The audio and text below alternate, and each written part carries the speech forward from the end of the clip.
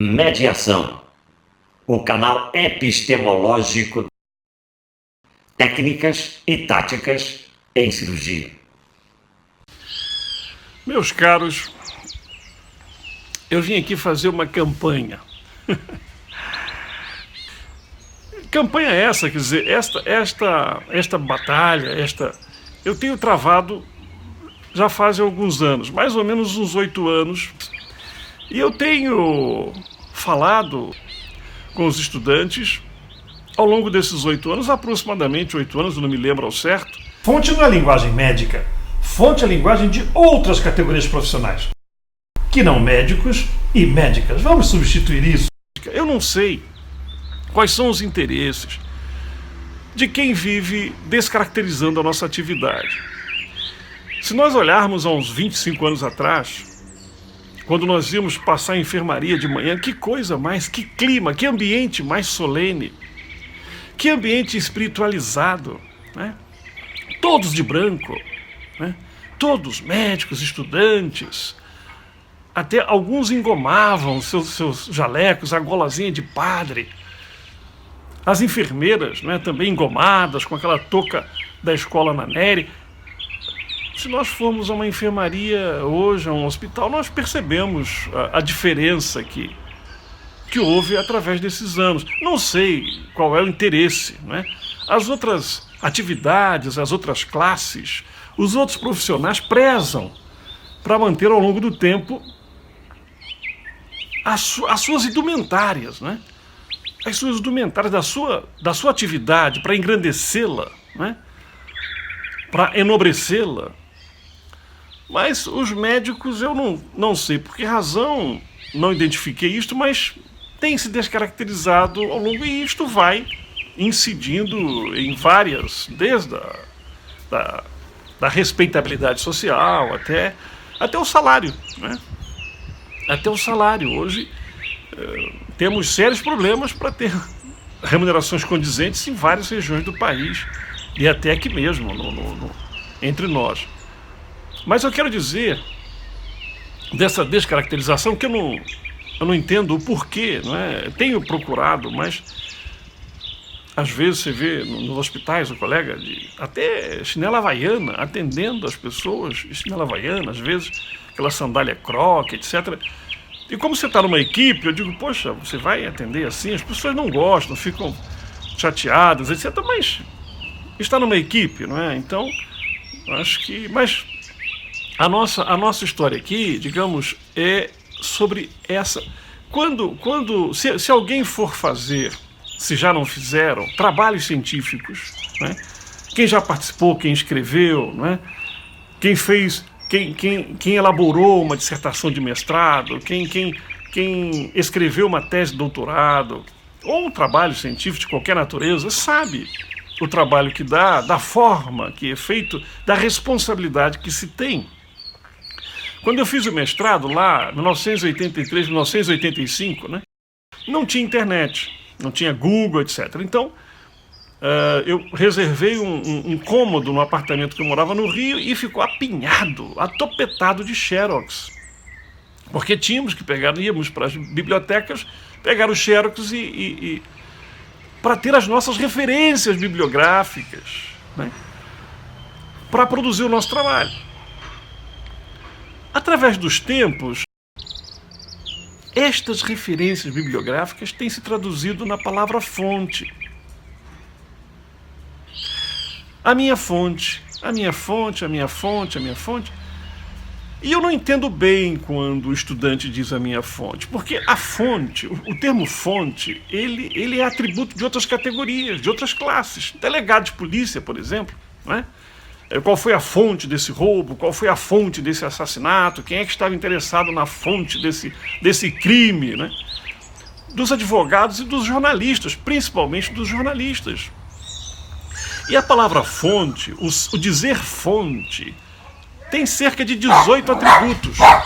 Uma fonte pode ser confiável, pode ser não confiável, pode ser secreta, pode ser ostensiva, pode ser uma fonte amiga, fonte inimiga. Eu até para alguns estudantes em algumas turmas, que mesmo que eu tenha falado sobre isso ainda insistem em usar esses termos. Eu tenho aqui uma conversa entre dois jornalistas que eu faço esses shares, distribuo para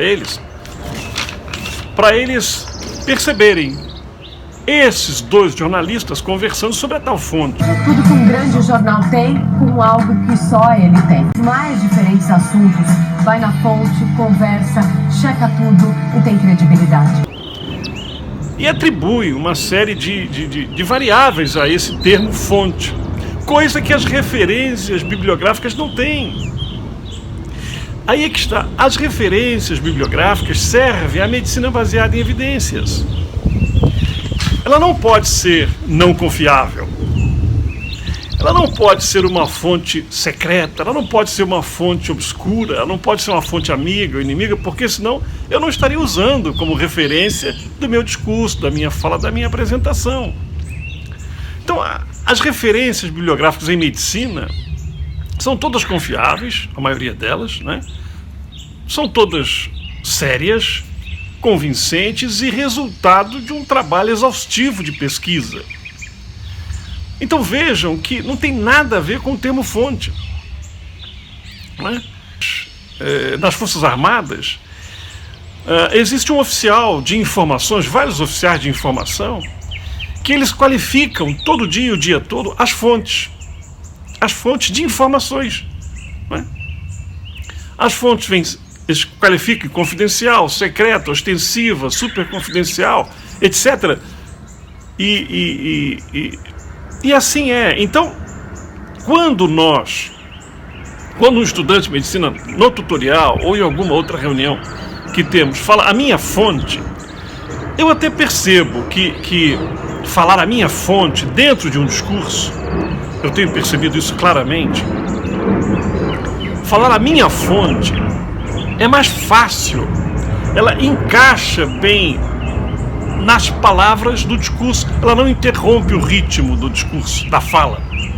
Ele vai falando a minha fonte, tal. Mas vamos superar essa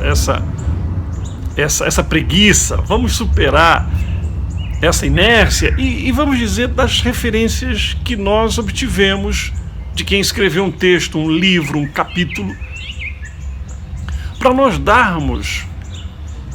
oferecermos a nossa prática, a nossa fala técnica em medicina ao longo da primeira à sexta série.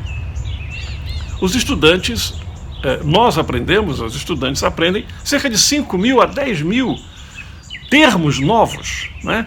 É a nômina anatômica, é a nômina fisiológica, é a nômina fisiopatológica, é a nômina patológica. Então, vamos agregar a nômina, né, das nossas referências bibliográficas em vez de fonte, porque eu não entendo quando ele diz fonte. Eu fico esperando que o estudante logo a seguir qualifique essa fonte. Não é? Quando ele diz a minha fonte, eu fico esperando que ele diga confiável, não confiável, minha fonte secreta ou não secreta, enfim. Outro dia eu recebi um esfaqueado na região lombar, chocado, na emergência, e o médico que acompanhava entubado, e o médico que acompanhava ele dizia Glasgow 3, ambuzando, né? Glasgow 3, Glasgow 3, Glasgow 3. Eu fui direto para o crânio, né? Se havia algum traumatismo craniano, porque falou Glasgow, escala de Glasgow, para mim é uma linguagem que me identifica com o traumatismo craniano e a sua escala de coma. Mas não. Ele foi vítima de uma facada na região lombar, sangrou muito, começou a agitar, porque não é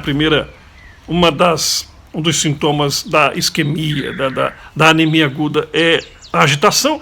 Ele ficou muito agitado, sedaram ele, entubaram, aí ele virou um Glasgow.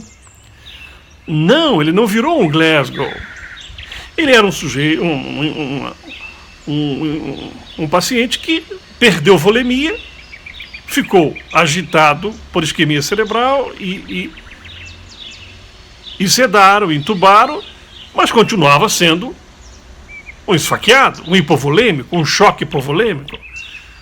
Então, entrar na emergência Glasgow 3 é a mesma coisa quando dizem fonte para mim. Eu não entendo, né? Eu não entendo. Então, vamos colocar as palavras nos seus devidos lugares, né?